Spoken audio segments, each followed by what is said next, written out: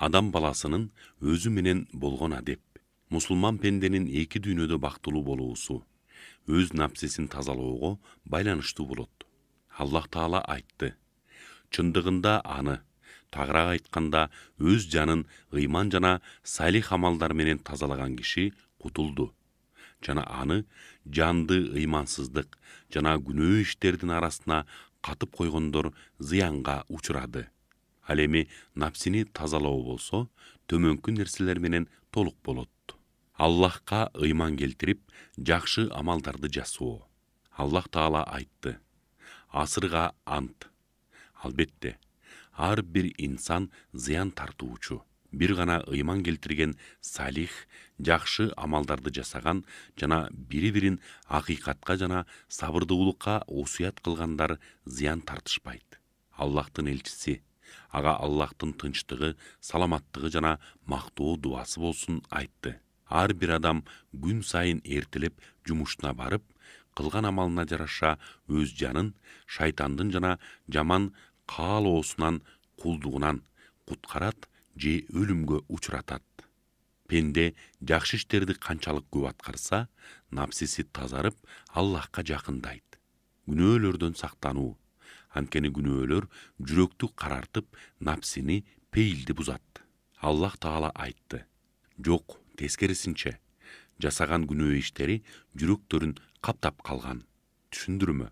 Тактап айтканда, алардын жүрөктөрүн өздөрүнүн дайымкы көнүмүш кесиптери болгон күнөө жана кылмыш даттары басып калгандай, алар акыйкатты жомоктон ажырата алышпайт. Аллахтын элчиси, ага Аллахтын тынчтыгы, саламаттыгы жана мактоо дуасы болсун, айтты: ыймандуу пенде бир күнөө иш кылса, жүрөгүндө кара так пайда болот.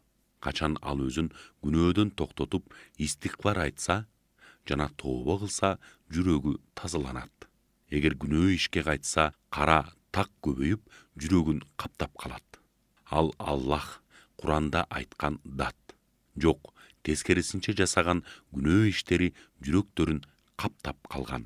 Эгерде ыймандуу адам күнөө иш жасап койсо, кылган күнөөсүнө тобо кылат жана анын артынан жакшы иш, амал жасап, өз напсисин тазалайт.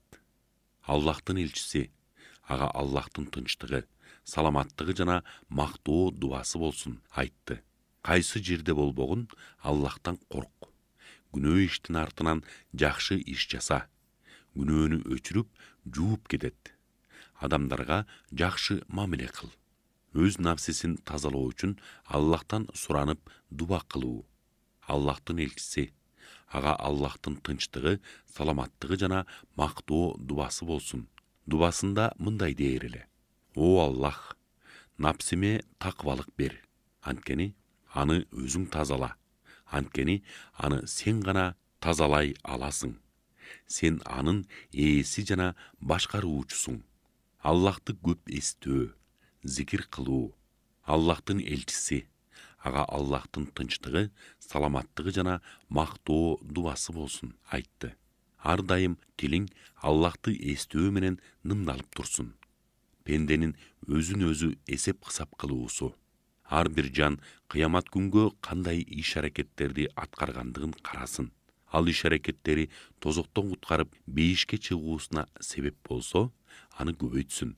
Тозокко түшөөрүнө себеп болсо, андан тыйылсын. Аллах Таала айтты: о ыйман келтирген пенделер, Аллахтан корккула. Ар бир жан эртеңки кыямат күнү үчүн эмне алып келгенине карасын. Аллахтан корккула. Аллах эмне иш жасап жатканыңардан кабардар.